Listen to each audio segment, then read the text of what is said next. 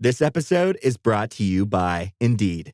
When your computer breaks, you don't wait for it to magically start working again. You fix the problem. So why wait to hire the people your company desperately needs? Use Indeed sponsored jobs to hire top talent fast. And even better, you only pay for results. There's no need to wait. Speed up your hiring with a $75 sponsored job credit at Indeed.com/podcast.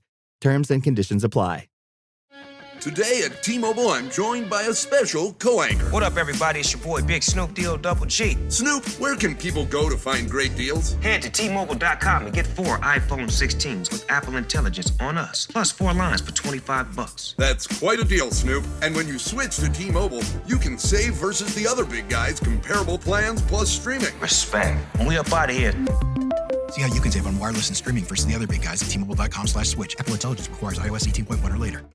I can say to my new Samsung Galaxy S25 Ultra, hey, find a keto-friendly restaurant nearby and text it to Beth and Steve. And it does, without me lifting a finger. So I can get in more squats anywhere I can. 1, 2, 3. Will that be cash or credit? Credit. 4.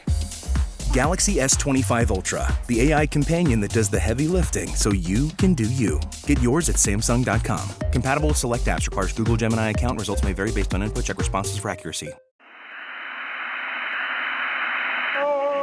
Wonder-working power in the precious... Incredible as they seem, are not the results of mass hysteria.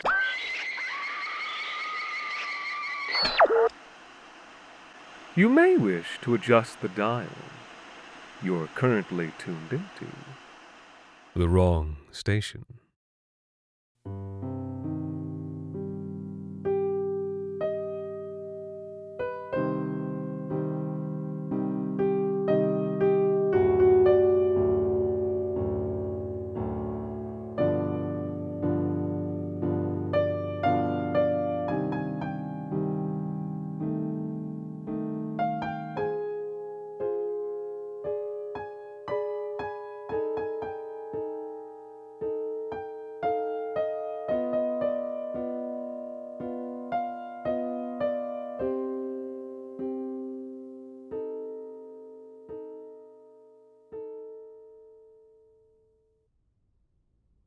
Our children were young when we moved.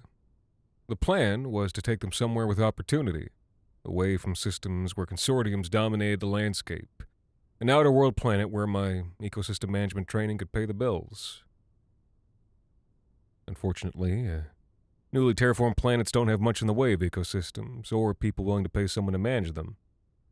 We quickly became poor. Worse yet, outer world communities are automatically in debt to whoever terraformed their planet. In our case, the terraformer was Astorium. Now, terraformers don't just want money, per se. Colorful Astorium brochures lay out generous alternative payments that can be made to cut the principal. This quid quo pro comes in many forms. For example, there's always a market for healthy organs, or people willing to do near light-speed travel, or work in the mineral-rich asteroid belts. But the most lucrative option is to become an M1 domestic, which even comes with a large cash bonus. Not everyone fits the profile. I did. So, after 5 years of working the meager farmland around our home, I say goodbye to my family and traveled to Titan. I don't regret leaving. I regret how I returned. You can lose yourself in it. It's better if you do. That's what the attending psychologist told me the first time I saw Dr. Paris, the man who would become my son. He was sitting behind his lilac wood desk, watching the 24 large view screens that populated the far wall and squealing with impish glee. I remember my arm twisted and wrenched back, my head clamped and my eyes forced open, a thick IV needle in my neck as I was forced to stare into his face. He didn't look back at me. His eyes were glued to a tablet sitting open on his desk. He was playing a compilation of extremely violent pornography. Videos of this nature were tradition in the Paris branch of the Hastorium family. taken every morning from early childhood, just like vitamin D supplements, to ensure a strong stomach and an iron will. Dr. Paris was now 73 years old, gray around the temples. The M1 drug swam through my blood with the biological purpose of a salmon going upstream. Within seconds, the imprinting was complete. He was my beautiful child, and I, his mother. And that would never change. You can lose yourself in it. It's better if you do. M1 was originally harvested to help sufferers of postpartum depression form deeper bonds with their biological children, and as a clinical treatment for narcissism. Historium also saw market as a black market rave drug on the outer worlds. The problem is that M1 is finicky. A low dose is pleasurable, but a high dose is permanent. A sticky resin harvested from proto-lichen on a moon 1,000 light years away. A miracle mistake of nature, that protein. Its shape a perfect fit for certain human cell receptors. It holds them like a mother cradles a child, like a chamber cradles a bullet. I mentioned earlier that Historium pays a substantial bonus to their M1 domestics. It's their main recruitment strategy. However, upon receiving the M1 dose, I was offered a chance to renounce my bonus, returning it to Dr. Paris. Some vague part of me remembered that I took this job to support my family, my real family, all those many light years away. But I simply could not find that part of myself anymore. Besides, Dr. Paris, my child, was right in front of me at that moment, burbling with happiness as another scream echoed from the tablet. How could I take so much money from my baby? I renounced the bonus. I wasn't alone. I discovered later that almost no M1 domestics have the stomach to accept the bonus. You can lose yourself in it. It's better if you do. There's no functional difference between an empath and a telepath. We convince ourselves that deep within the foaming sea of emotion there is a hard pearl of thought, of logic that guides our actions. And perhaps another species, one not raised in the captivity of community, can isolate their minds from their hearts. Not us. It took me time to learn Dr. Paris's behaviors, of course. No two people, even mother and child, can be perfectly aligned on first meeting. Which is why, on my first day of work, Dr. Paris had to break my wrist. That morning, the morning after the M1 had been first administered, I wheeled the coffee cart into Dr. Paris's office. Then, I hadn't been able to appreciate the sheer weight of the space. It was cavernous, with marble floors and high bookshelves that seemed to hold up the mock plaster ceiling, which was adorned with painted scenes of triumph from Paris family and Historium history. The only pieces of furniture were a massive desk of Plutonian redwood and an antelope leather chair. The desk faced a massive view screen. In the chair sat Dr. Paris. He was watching a snuff film, something he did when he was stressed and his pornography wasn't enough. I parked the cart next to Dr. Paris's cane. He'd carried one since he was a young boy. A transport bomb planted by the Michelson branch of the Historium family tree had left his legs shattered. The Michelson patriarch was in the midst of an attempted coup, wiping out the scions of the other families on the board in order to consolidate his power. In this instance, they failed. Young Dr. Paris survived, and then, one by one, the Michelsons fell prey to tragic accidents until the patriarch was found dead of apparent suicide in his off-world cottage. Dr. Paris kept the cane he'd been given during his recovery from the blast as a reminder of what he'd overcome. With just one alteration. It now had a weighted tip made from ironwood, which he used specifically for correcting the behavior of servants, such as myself. I understand why he did it. I had brought him his coffee, but made the critical mistake of obstructing his eye line while the snuff film was playing. Without a word, the cane came down on my arm, spilling the coffee across the table. As I instinctively reached for the spilled mug, the cane came down again. I heard a sharp crack, followed by an annoyed... I clutched my wrist and slid down the front of the desk. The snuff film continued to play in front of me. I never had the stomach for them. I clenched my eyelids shut and tried to ignore the horrible mixture of sounds emanating from the screen. I was grateful Dr. Parris had hurt me so badly. It gave me something to focus on. When the film was over, he leaned over the desk to see me clutching my wrist, tears pouring down my face. "Clean this up, Mother," he said, "and then go to the infirmary." The doctor injected me with stem cells and told me to get some exercise to keep the blood flowing. I started walking, more determined than ever to understand Dr. Parris perfectly. I refused to ever fail him again. The Parris estate stretched across an unknown number of acres above ground and an even more unknown number of acres below ground. As early investors in Hostorium, the Parris family had managed to secure a large plot as Titan was being terraformed. Have you ever been to Titan? It's a marvel of terraforming. Incredible weather, diverse wildlife, fertile soil. Everything grows on Titan, even things you never heard of. At first walk I took across the grounds, I saw pineapples, kiwis, scarlet runner beans, lilac, birds of paradise, date palm, sugar maple.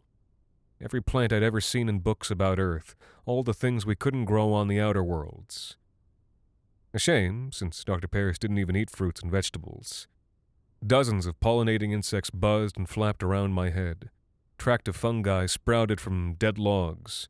Short-haired squirrels and reptiles frolicked together in the underbrush. I didn't have any qualms about calling it a paradise. That's what it was. I curled away from the gardens and re-entered the main house. For the first time, I took in the grandeur of the place. Dr. Parris wasn't really interested in art, but he hadn't taken down any of the antique sculptures or paintings placed by his ancestors. I stared slack-jawed at marble giants that loomed over me and stared back with blank eyes. My footsteps echoed down the halls. These chambers were strangely empty. I found out later that the other servants avoided me. M1 domestics can't be trusted because they can't say no to their employers. We're spies on a biological level. Or maybe they were just jealous of what Dr. Parris and I had. Either way, I didn't mind. Silence was welcome. I took the grand central stairs 3 at a time, working out some of my frustration. On the 3rd floor, I came to a wide terrace paved with granite stones that sparkled in the augmented sunlight. An ancient rock-cut temple had been imported from an archaeological site on Earth and now squatted near the railing. From there, you could see the entire estate, all the way to the PSYOP facilities where Dr. Parris conducted his work. A light breeze wafted over me, and I felt a clammy wetness on my chest. I looked down. 2 dark spots haloed my nipples. A mild, creamy sweetness reached my nose. I was lactating. They told me it would happen. I just didn't expect it so soon. I can't tell you how happy I was. M1 was telling me not to worry, not to doubt myself, that I would be a great mother for Dr. Parris. I worked harder than I ever had during the next few weeks. I became an expert in Dr. Parris. I don't just mean on his routines or his likes and dislikes. I studied the meaning of each wrinkle on his forehead. I learned the difference between an eyebrow raised 3/4 of an inch and one raised 2/3 of an inch. I knew when a meeting had gone poorly based on the thickness of the air outside his door. And the more I understood Dr. Parris, the more I lactated. I even began to use a breast pump. But still, I felt a distance between myself and my child, a gap that needed to be bridged. Then, one week, Dr. Parris required my assistance for 36 hours straight. He was preparing for a highly valuable and stressful PSYOP procedure and could focus on nothing but work. He bisected the massive view screen and played 2 snuff films at once, just as background noise. But even that couldn't lift his spirits. My heart ached for the poor boy. At dawn, I was serving him a cup of coffee when I felt the now familiar wetness on the front of my shirt. In the rush, I'd forgotten to use my pump. I was about to apologize to Dr. Parris, but he put up a hand. He stared at my chest. After a moment, he gestured me close and raised my shirt. My chest had once been flat and muscular from years of physical labor. M1 had changed that. A few minutes later, he pulled away and lowered my shirt. A final drop of milk dribbled down his chin. He caught it on his finger and licked it off. "That will be all, Mother," he said, turning back to his work. "Now get out." This was the missing piece. The final bridge I needed to cross. From then on, I nursed my child whenever he instructed, and each time was more fulfilling than the last. Now I didn't just know Dr. Paris. I understood him. I was his perfect mother. I knew when to bring him whiskey, when to play his snuffs, when to nurse him, when he was about to have a temper tantrum. I knew all these things before he did. On days Dr. Paris had no need for me, he insisted that every drop of milk must be collected by his chefs. Dr. Paris mainly consumed red ground meat and ingested the rest of his nutrients from pills and powders. He hated vegetables with a passion and had since he'd been a child. Therefore, there were no vegetables allowed on his plate or in any of the compound's kitchens. The fruits growing on the estate were only eaten by staff, or else rotted on the ground. Where the special chefs truly showed their skill was in the creation of his desserts. Milk products played a major role in the Paris menu.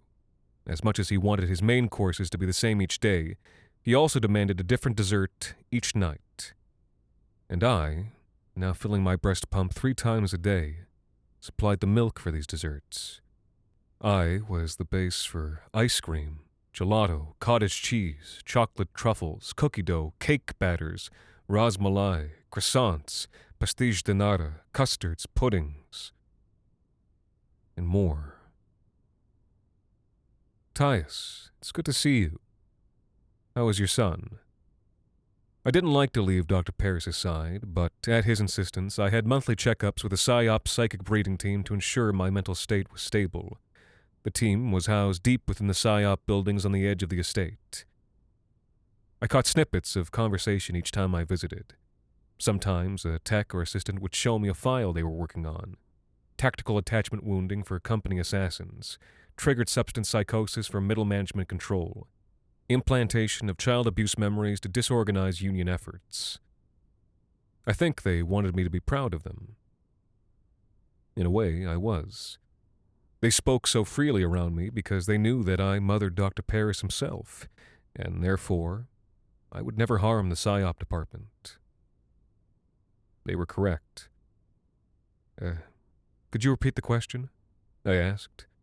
My mind had wandered. The therapist sighed. I hope you do not ask Dr. Paris to repeat himself. Never. I was nauseous at the very idea. Well, continued the therapist, recall that I am in Dr. Paris's employ. I am an extension of him. Think of me as a limb. I nodded.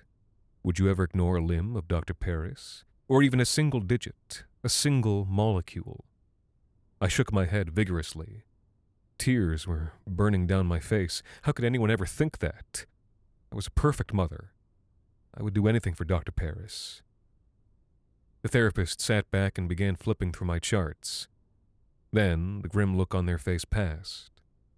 They smiled. I see your osteoporosis is getting worse, they said. How is your lactation? About 4 cups every day. Well, that's very impressive indeed. A cis male producing 4 cups. The therapist handed me a tissue as they continued.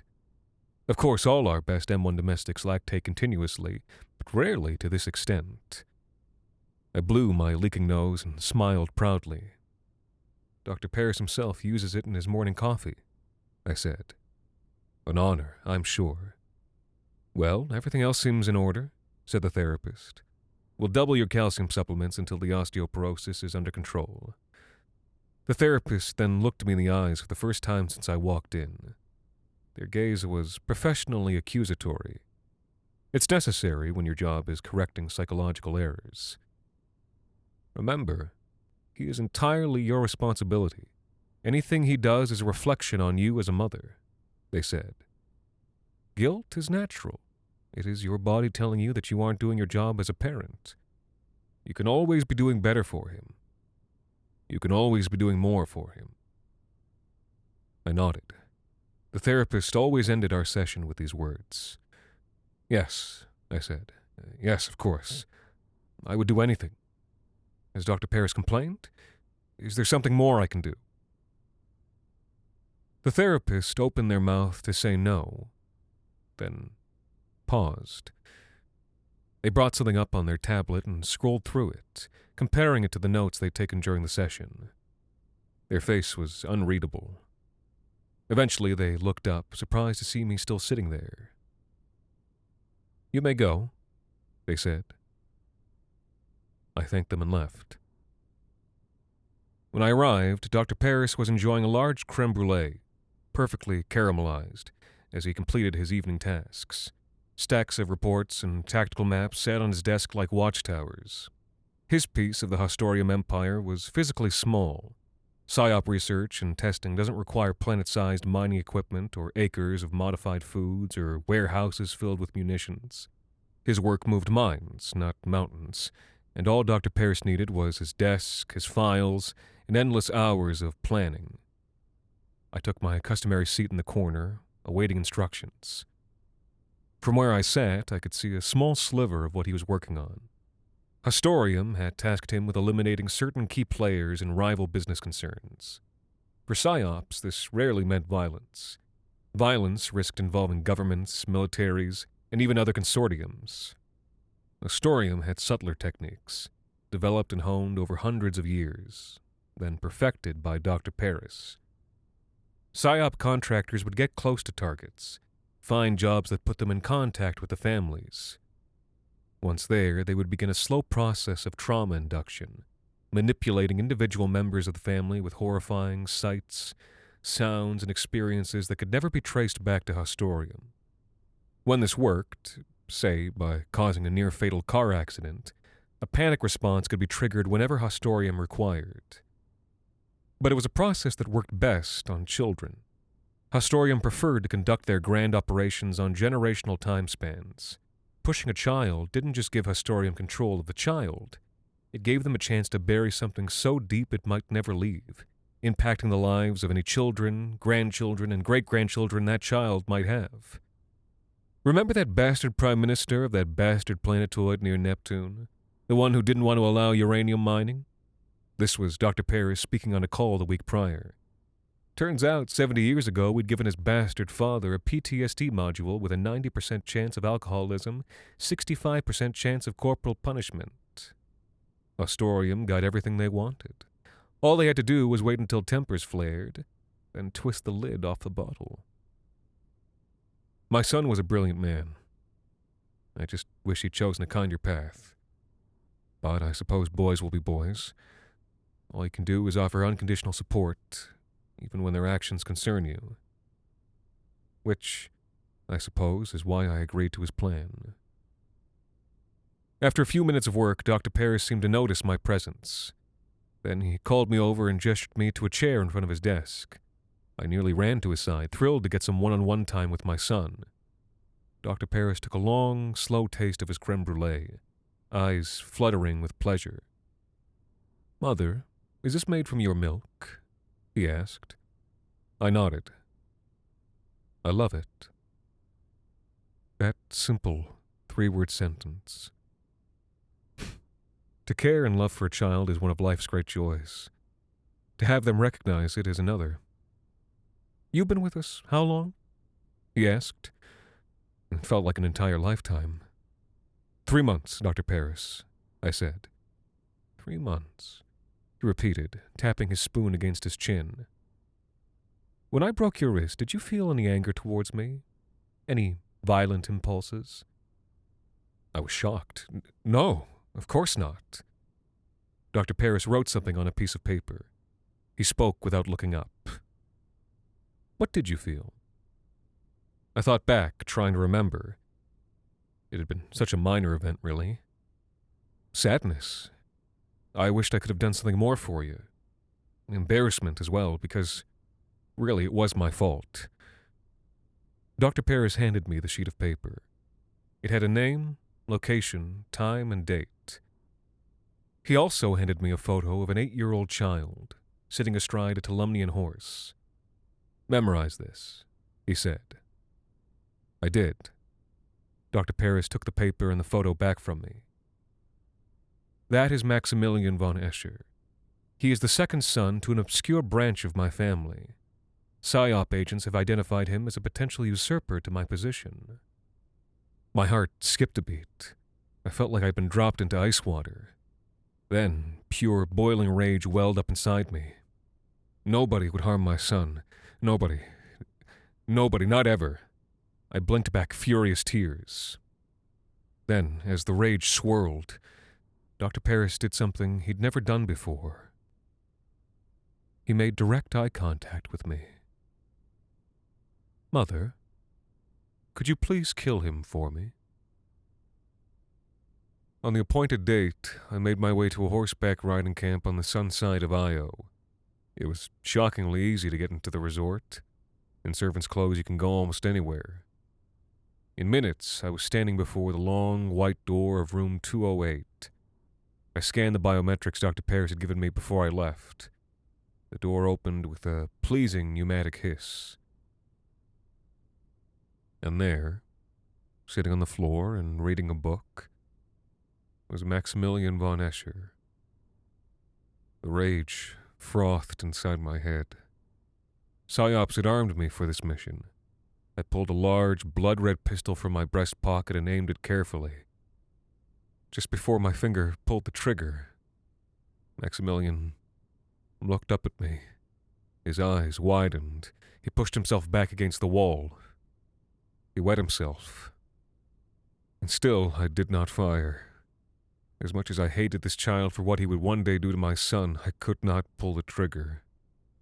Furious at myself, I stepped into the room, brandishing the weapon, swinging it wildly back and forth, making Max scream as I did, trying to force my finger to move. Move, damn it. I was failing Dr. Paris. Flesh of my flesh, blood of my blood. A stampede of footsteps in the hallway. Max's screams must have alerted someone. Now was the time. My last chance. I raised the gun level with Max's forehead. But it wasn't Max's face that I saw. It was Dr. Paris as a brave little boy, weeping and screaming after the explosion that shattered his leg, but not his resolve. The gun fell from my hand the same moment the first guard's bullet entered my back. It took Dr. Paris 3 weeks to bribe enough Hostorium employees to get me out of the interrogation chamber. He told them I was a psychotic, a stalker who had accessed M1 illegally and become obsessed with the Von Escher family. He said PSYOPs needed to study my twisted mind, figure out how I'd accessed the M1 drug in the first place. Once I was out of the institution, PSYOPs backtraced my biometrics and suddenly my life had been wiped from existence. Nobody knew who I was, besides Dr. Paris and his closest advisors. They left me in the infirmary to recuperate. 3 weeks since my assassination attempt, and each breath still uncorked gouts of agony. Getting out of bed was an impossibility. Worse than that was the shame. The shame of being back in that gorgeous estate after failing my son so utterly. No torture could be worse.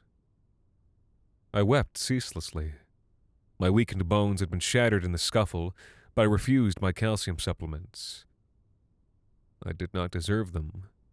Both my eye sockets had been cracked, leaving me with black eyes so swollen and purple I could barely open them for weeks. The bullets had shredded my long intestines, so I'd been equipped with a colostomy bag. There was a strong chance it would be permanent. One day, I woke to find Dr. Paris sitting at my bedside.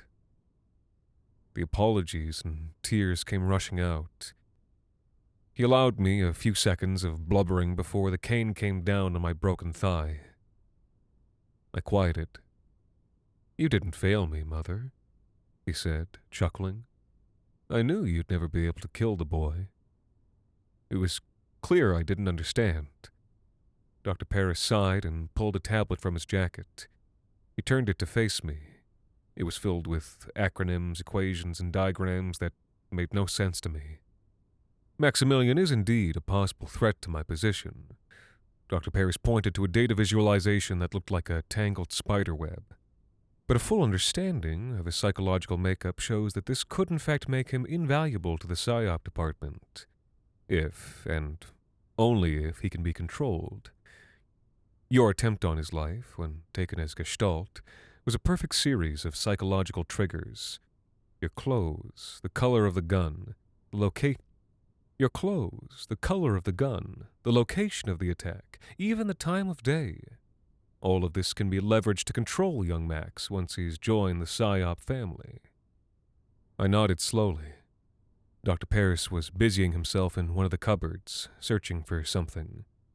But, Dr. Paris, how did you know I wouldn't kill him? Oh, Mother. Of course you couldn't kill him. You thought of me when you leveled the gun to his face, didn't you? I nodded again. I hadn't told anyone that. Yes, I thought of you as a child, after that explosion that damaged your leg so badly. I couldn't do it after that. Dr. Paris chuckled as he retook his seat, now holding something I couldn't quite make out in his hands. I know, Mother. I know. Of course, the explosion, my leg injury, none of that ever happened. It's a story, just a useful bit of leverage for moments like these. Now then, Dr. Paris shook an empty breast pump in front of my face. I need my milk. I never meant to hurt my boy. I need you to understand that. It was another month before I was on my feet again. I now walked with a slight limp, a condition that Dr. Paris chose to leave me so I would be reminded of my duties to him with every step I took. It was another 2 months before I began to wonder if Dr. Paris had possibly made a mistake. 2 months of morning snuff films, morning coffees, and occasional morning beatings. My body told me that this was normal and correct. The therapist at PSYOP told me it was normal and correct. And still, I couldn't shake the idea that something was not quite right.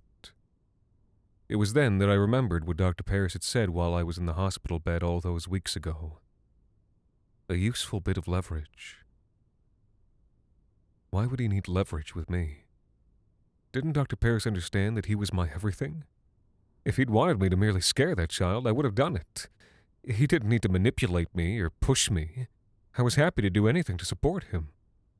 To push me away like that, it was a sign of deep sadness, I was sure of it. A giant empty office in that giant empty house on that giant empty estate. No children or grandchildren or visitors. I suddenly realized that I'd never known a man more alone than Dr. Paris.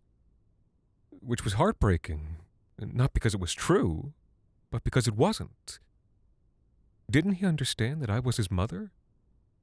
I wanted him to know that he could trust me, rely on me. It was so clear, so obvious that all he needed was some true perspective. The opportunity to step outside his busy mind, so full of brilliant plans and manipulations, and see clearly that he didn't need to waste time worrying about my loyalties. I wanted him to understand the love and dedication of a mother from the inside. I was a fool. M1 is fat-soluble. When taken, excess amounts of the drug will be expressed in the breast milk. As an M1 domestic, my first dose had been permanent, which meant that all additional M1 would be expressed. The math was simple. I just needed the M1. During my next visit to PSYOP headquarters, I was able to slip a vial off a lab bench. I hated to steal from Dr. Paris, but if you only saw how many vials they had, all destined to be shipped across the galaxy. I was certain Hostorium would never notice. That night, I used a syringe from the infirmary to inject the M1 into my arm, trusting my long sleeves to cover the evidence. It was strange to feel the M1 enter my bloodstream with no effect, besides the discomfort of a needle in my arm. The brain receptors it usually sought out were already full. It had nowhere to go. The next morning, I carefully pumped 2 cups of my breast milk into a silver creamer and added 3 tablespoons to Dr. Paris's morning coffee, bringing it to a caramel brown. Not enough M1 to be permanent, not nearly. Just a 1/10 dose, enough to provide a 20-minute experience. Here you are, son, I said, placing the cup in front of Dr. Paris. He didn't reply. He was focused on a particularly complex psychological manipulation for Hostorium. An interplanetary labor alliance was brewing in one of the systems they controlled. Multiple tablets were scattered across his desk. He had been working on the problem for weeks, yet no resolution was on the horizon. His enemies in Hostorium were starting to whisper that Dr. Paris wasn't the man for the job. Each morning since this project began, Dr. Paris had foregone his usual pornography and moved straight to his snuff film. Each morning he added another film to the screen, trying to settle his increasingly broken nerves. Slowly, like a motion picture mosaic, the large view screen on his wall was being populated with death. That day, when I looked across the room, I saw 25 snuff films playing simultaneously.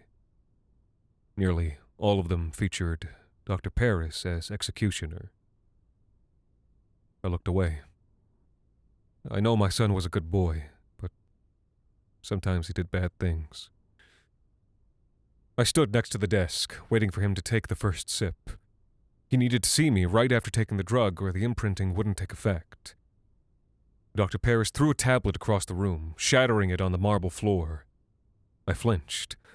I'd been so focused on my plan, I hadn't noticed how frustrated he'd become. He wheeled on me. "What the fuck are you still doing here?" I tried to smile. "I brought your coffee." Dr. Paris picked up the cup and hurled it at my head. I didn't duck, knowing it was my fault this was happening. I'd fallen asleep at the wheel. I should have prevented this. Dr. Paris walked up close to me and jabbed my right breast. His eyes were on fire. "Get out, you disgusting cow," he spat. "Get out, or I swear I'll kill you." The coffee was sprayed across the floor. My plan had failed, so I left. Dr. Paris locked the door behind me. 20 minutes later, I heard a terrible howling through the door. By the time I'd broken through, Dr. Paris was already dead.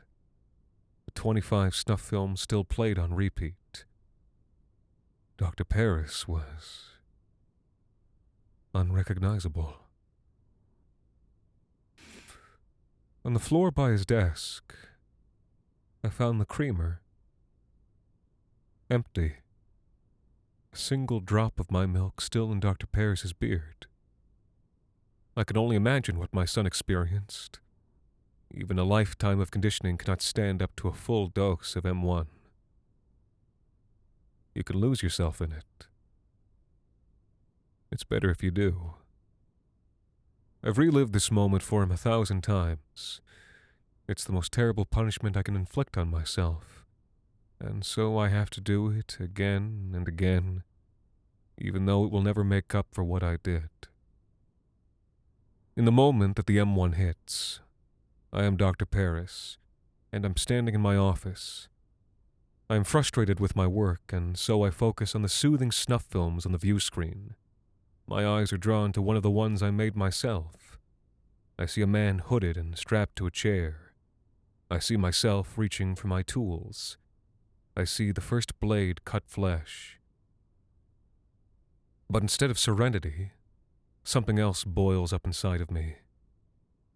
The desire to protect. Because, you see, that hooded man being cut and stabbed with surgical precision meant to keep him alive as long as possible. That man is my son. And I try to avert my eyes, but only find another screen with another one of my beautiful children in agony, an agony that I know will end in death. So I look away to another screen where another son has already been decapitated, and I'm grateful when my eyes blur from tears, but I can't stop looking. I can't. They need me. My children, my beautiful, dying children, all of them being killed by me. And now I'm screaming with rage and trying to smash through the screen with my cane to stop myself from doing these things to my own flesh and blood. And when my cane breaks through, I throw it away, and now needle-like shards of Luma glass are lodging themselves point first in my skull, and I'm still smashing my head into the towering screen again and again, weeping and roaring as the shards drive deeper, and I'm trying, good God, I'm trying to get through the glass and stop myself, destroy myself before I do any more damage to my perfect sons and daughters. Then, somehow, I'm through the 3-inch thick screen, and it breaks at last and goes dead. And confused, horrified, I'm looking around for some other way through. And then, in the black glass of the dead view screen, I spot him. It's the killer, reflected in it. His face transformed by blood. But it's him all right. I recognize him. I know him. And a mother's instinct just takes over. A mother's rage, and suddenly I have one of the long shards gripped so tightly in my hand that it's down to the bone, and I'm stabbing and ripping with it. And in the glass, the last thing I see with a fierce sense of righteousness is him, the killer of my children, with his throat ripped open to the spine. But in that last moment, the killer is my son as well, and in that heartbeat of unbelievable pain and loss, it all goes black forever. When the family doctor arrived, he found me collapsed on the floor next to Dr. Paris's mangled body. It was days before I was sensible, at which point I was immediately removed from the premises and put on a transport. My contract with Hostorium had ended when Dr. Paris died. Either I was never a suspect, or perhaps Dr. Paris has enemies who still want me alive. And regardless, I was allowed to leave Titan and return to my homeworld. My old family. When I first arrived back on my home planet, where the sky is as blue as Dr. Paris's eyes and the clouds as white as Dr. Paris's hair, I wept every night for the loss of my child. My family were frightened of me, of how my mind had changed. They don't recognize me. I did not eat and rarely slept. My calcium supplements lay unused in the bedside drawer. The osteoporosis left me brittle and weak. They pushed me to see a local healer. We have minor irrigation machines, some small agricultural tools, a basic collection of medical supplies and staff. We don't have PSYOP employees to take care of our psychological well-being. We make do. The healer always meets me on the banks of a small pond outside the settlement. She is a small woman with closely cropped hair. She laughs easily the few times I've made jokes. But when I tell her about my experiences with Dr. Paris, she is very quiet. She is listening and thinking. We spend our time together walking around the pond. I can't remember the last time I've been outside in nature. One day, after a few meetings, she asked me if I felt guilty. I told her I did. She asked me if I could change what had happened. I told her I could not. We were quiet for a long time after that. Just walking around the pond.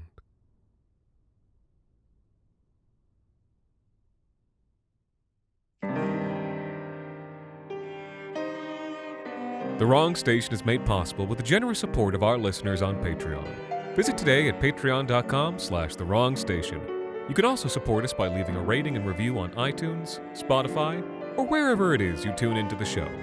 This week's episode, Mother's Milk, was written by Jacob Duarte Spiel and performed by Anthony Botello.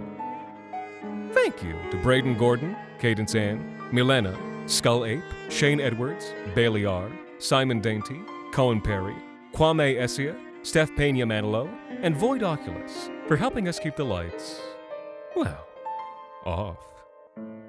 The Wrong Station is co-produced by Alexander Saxton, Anthony Botello, and Jacob Duarte Spiel, with music composed and performed by Alon Citron and arranged for the viola and performed by Viola Schmidt. You can follow The Wrong Station on social media at The Wrong Station and email us at thewrongstation@gmail.com. And until next time, thank you for listening.